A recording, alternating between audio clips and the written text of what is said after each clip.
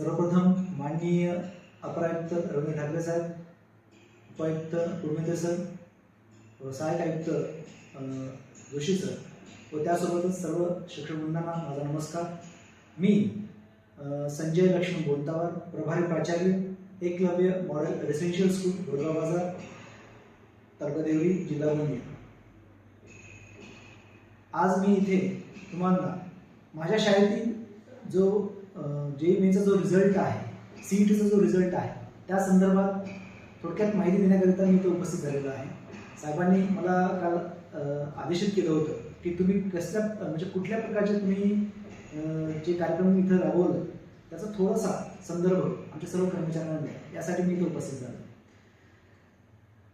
सांगायचं झालं तर सर्वप्रथम मी हे सांगेन की आम्हाला प्रेरणा कुठून मिळाली, या प्रेरणेचा स्रोत कोण आहे, त्यानंतर त्याचं स्वरूप कसं होतं व त्याचा आराखडा कसा होता आणि या सर्व गोष्टींना आम्ही कशा पद्धतीने एक्झिक्यूट केलं, कशा पद्धतीने इम्प्लिमेंट केलं, या संदर्भात मी बोलू इच्छितो. आम्हाला ही जी प्रेरणा आहे हे माननीय प्रकल्प अधिकारी विकास राचेलवार यांच्या मिशन शिखर या उपक्रमामुळे मिळाली. मागील शैक्षणिक वर्षात 2021-22 मध्ये प्रकल्प अधिकाऱ्यांनी शासकीय आश्रमशाळा बोरगाव बाजार येथे 50 विद्यार्थ्यांकरिता म्हणजे 7 आश्रमशाळा व एक EMIS यामध्ये 50 विद्यार्थ्यांची निवड केली होती व त्या विद्यार्थ्यांना 2 महिन्याचं क्रॅश कोर्स उपलब्ध करून दिले होते. ह्या क्रॅश कोर्समध्ये विद्यार्थ्यांना CET परीक्षेसंदर्भात मार्गदर्शन करणे व त्यासोबतच इतर कॉम्पिटिटिव्ह एक्झाम संदर्भात मार्गदर्शन करणे यासाठी इतर 3 शिक्षक व मी एक ॲज अ कोऑर्डिनेटर म्हणून ही जबाबदारी सोपवली होती. ही जबाबदारी पार पाडत असताना माझ्या असं एक लक्षात आलं की आपल्या या विद्यार्थ्यांना, ह्या ट्रायबलच्या विद्यार्थ्यांना जर उत्तम मार्गदर्शन व चांगल्या दर्जाचे स्टडी मटेरियल त्यांना जर आपण प्रोव्हाइड केले तर हे विद्यार्थी सुद्धा इतर विद्यार्थ्याप्रमाणे JEE ॲडव्हान्स व NEET सारख्या परीक्षेतून म्हणजे नक्कीच प्रावीण्य प्राप्त करतील आणि उत्तीर्ण होतील, चांगल्या मार्क्सने उत्तीर्ण होतील आणि भविष्यात त्यांना चांगले कॉलेज देखील मिळतील. ही जेव्हा कल्पना डोक्यात आली त्यानंतर मी व माझ्या टीमने म्हणजेच माझ्यासोबत जे माझे सहकारी शिक्षक आहेत, बायोसाठी आमचे प्रशांत बनसोड सर, मॅथ्ससाठी धर्मेंद्र मराठे व मी ॲज अ फिजिक्स टीचर, त्यासोबतच प्रभारी प्राचार्य, या नात्याने आम्ही आमच्या शाळेत हा उपक्रम राबवण्याचं ठरवलं.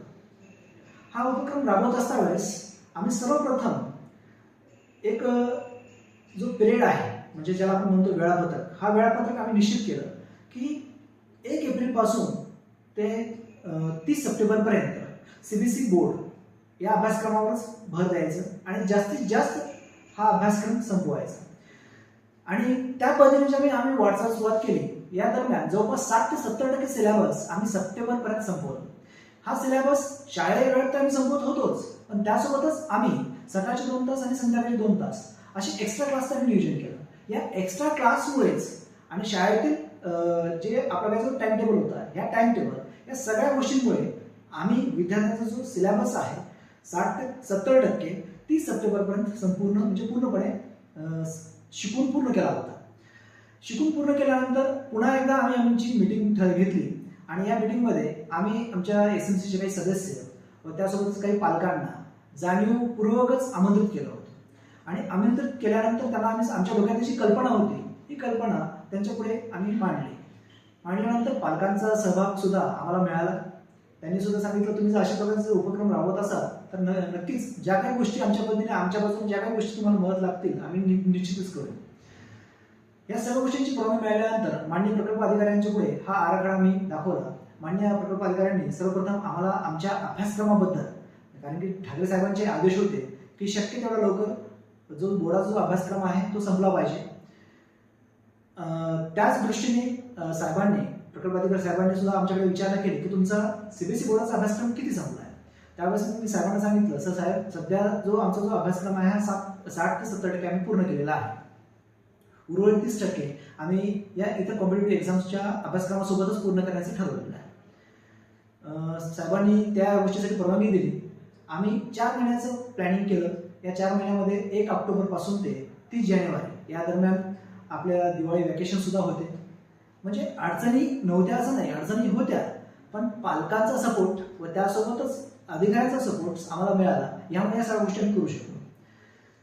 इथे पालकांचा सपोर्ट असा मिळाला, या स्वरूपात मिळाला, जेव्हा आम्ही ठरवलं की बा विद्यार्थ्यांना नीट, जेई आणि सीईटी सारख्या परीक्षा संदर्भात मार्गदर्शन करायचं, तर विद्यार्थ्यांना पहिलं त्यांना मार्किंग स्कीम कशी असते, म्हणजे जसं जेई मेन जी बीई साठी जेव्हा एक्झाम घेतली जाते, तर जेई मेन ही एक्झाम जी होते बीई साठी, परत बी आर्किटेक्चर आणि बी प्लॅनिंग अशा या 3 अभ्यासक्रमासाठी ही एक्झाम घेतली जाते.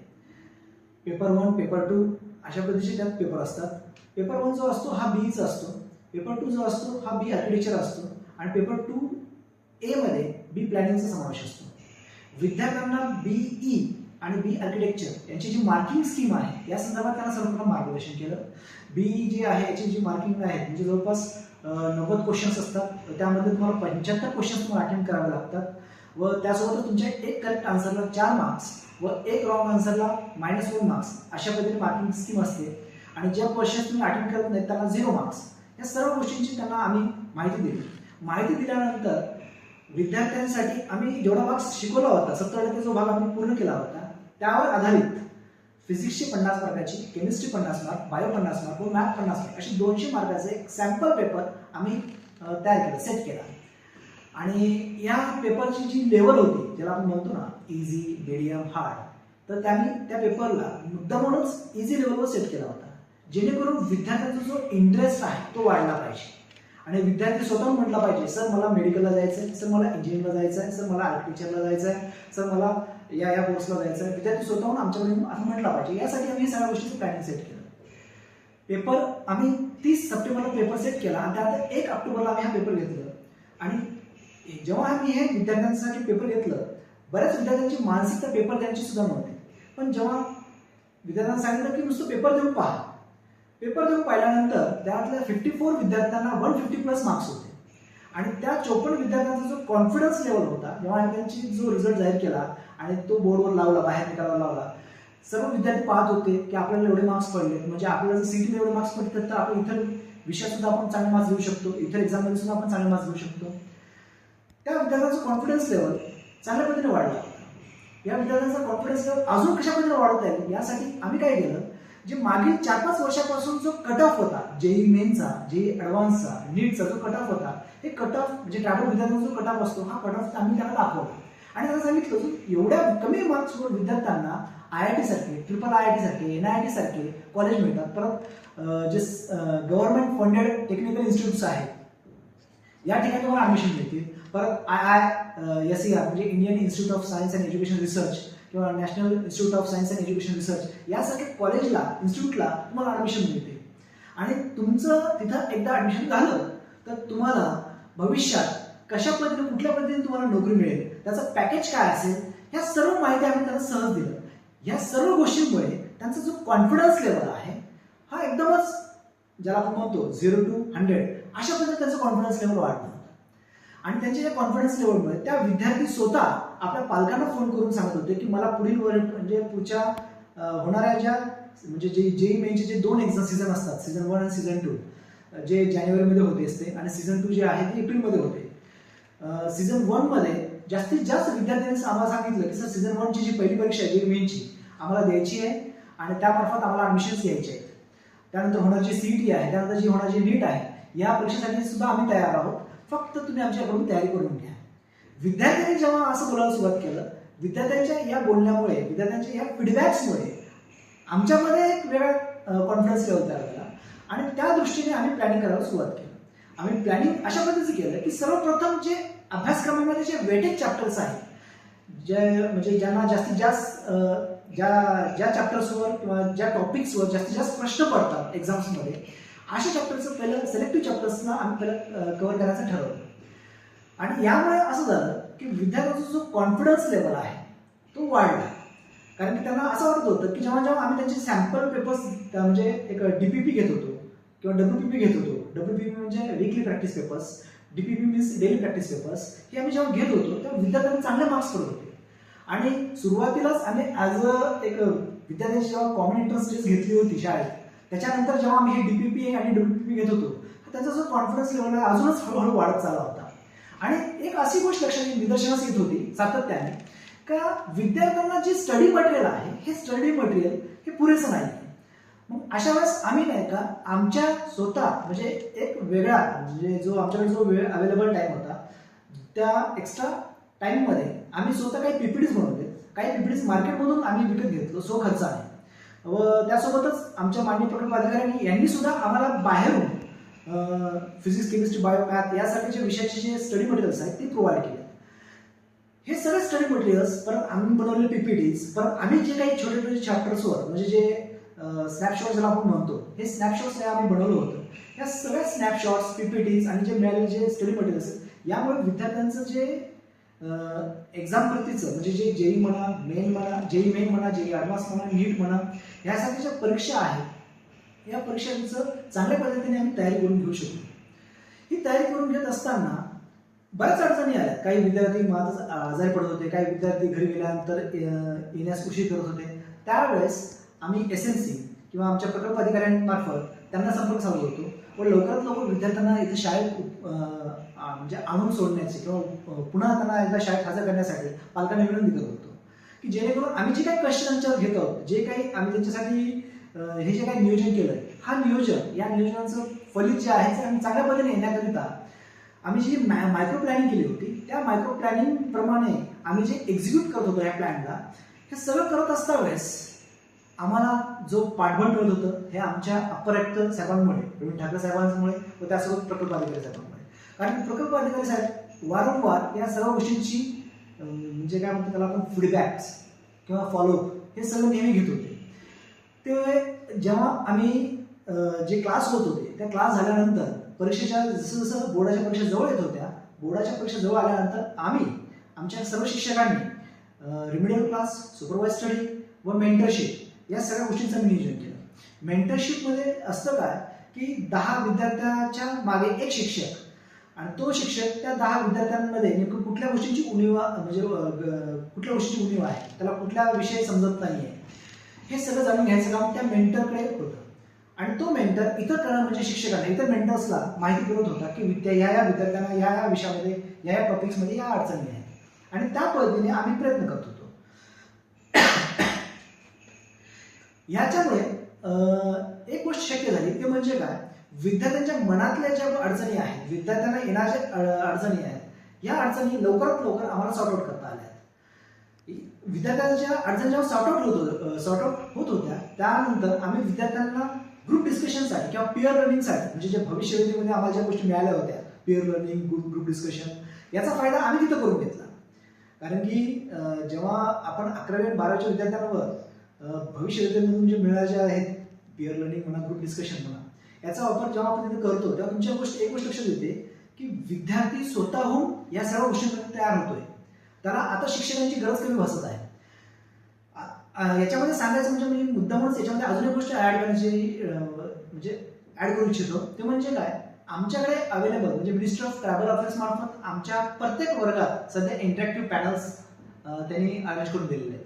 या इंटरॅक्टिव्ह पॅनलला हाय स्पीड इंटरनेट पण आहे जोडलेलं. त्याचा वापर आम्ही कसा केला की जर समजा एखादा शिक्षक सीएल मुळे किंवा आजारपणामुळे जर गैरहजर असेल तर त्याचा अभ्यासक्रम थांबू नये. तर अशा वेळेस त्या इंटरॅक्टिव्ह पॅनल मार्फत जे यूट्यूब्स आहेत, यूट्यूब मार्फत जे एक्सपर्ट व्हिडिओज आहेत या एक्सपर्ट व्हिडिओज आम्ही विद्यार्थ्यांना पाहायला लावत होतो. इव्हन समजा एखाद्या विद्यार्थ्याला कुठल्या सब्जेक्टमध्ये जर डाऊट्स असतील आणि त्याला त्या शिक्षकाला विचारण्यासाठी समजा भीती वाटत असेल किंवा त्या समजा त्या 4-5 जणांचा ग्रुप आहे आणि त्यांच्यामध्ये एक समजा एखादा डाऊट्स क्लिअर होत नसेल, अशा वेळेस आम्ही त्या युट्यूबवरचे जे एक्सपर्ट व्हिडिओज आहेत या एक्सपर्ट व्हिडिओचा सुद्धा आम्ही वापर केला. ह्याच्यामुळे या सर्व सोर्समुळे शिक्षक म्हणा, इंटरॅक्टिव्ह पॅनल्स म्हणा किंवा जे आमच्या सोबत किंवा आमच्या पाठीशी जे होते म्हणजे अधिकाऱ्यांचा सपोर्ट म्हणा, या सर्व गोष्टींमुळे हे सगळ्या गोष्टी शक्य झाल्या. जेव्हा आपण म्हणतो ना, जेव्हा तुम्ही एखाद्याचा चांगला विचार करायचा म्हणजे पॉझिटिव्ह थिंक तुम्हाला कुठपर्यंत घेऊन जाऊ शकते, तर याचं उत्तम उदाहरण म्हणजे एकाच शाळेतील 17 विद्यार्थी जेई मेनला पास होऊ शकतात. 21 विद्यार्थी जेई मेनला पास होतात आणि त्यातले 17 विद्यार्थी जेई ॲडव्हान्ससाठी क्वालिफाय होतात. त्यानंतरच पहिल्याच वर्षी जे मागील वर्षी शैक्षणिक वर्षामध्ये संपूर्ण 7 आश्रमशाळा व एक एकलव्य निवासी शाळा यामधील 50 विद्यार्थ्यांपैकी फक्त 19 विद्यार्थी प्रावीण्य प्राप्त केलं होतं. पण या वर्षी फक्त एकलव्य निवासी शाळांमधील 19 विद्यार्थ्यांनी सीईटी सुद्धा क्रॅक केली होती, तेही चांगल्या मार्क्सने. यामध्ये यांचा पर्सेंटेज सांगायचं झालं म्हटल्यावर जवळपास 17 विद्यार्थ्यांपैकी 10 विद्यार्थ्यांना +50% आले आहेत.